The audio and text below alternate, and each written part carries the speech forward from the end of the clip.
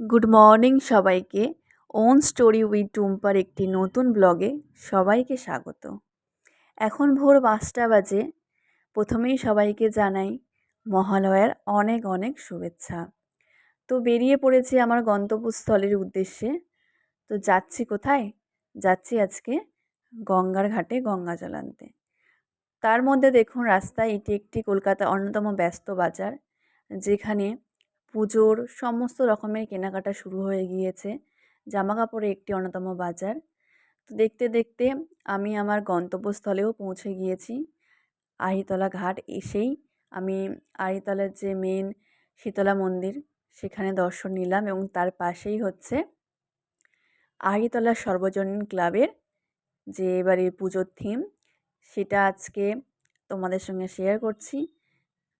যেহেতু আজকে মহালয়া, সে কারণে ভিতরে এন্ট্রি এখনও পারমিশন হয়নি। চারিদিকে গার্ড দেওয়া আছে। চলার পথে যেটুকু দেখা সেটুকুই শেয়ার করলাম। এটা হচ্ছে আইতলা গঙ্গার ঘাট।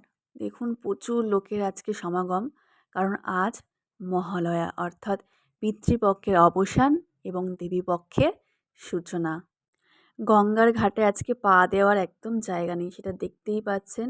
সবাই তর্পণে ব্যস্ত, তর্পণ করতে এসেছে তাদের পিতৃদেবের পূর্বপুরুষদের উদ্দেশ্যে।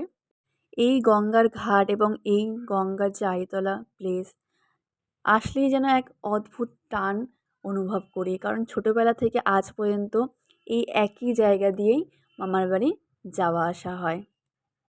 আমি গিয়েছিলাম মূলত গঙ্গা জল আনতে, কারণ সামনেই পুজো, লক্ষ্মী পুজো, দুর্গা পুজো পরপর আছে।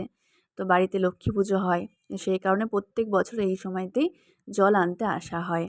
প্রত্যেক বছর মার সাথেই আসি, তো আজকে একাই এসেছি।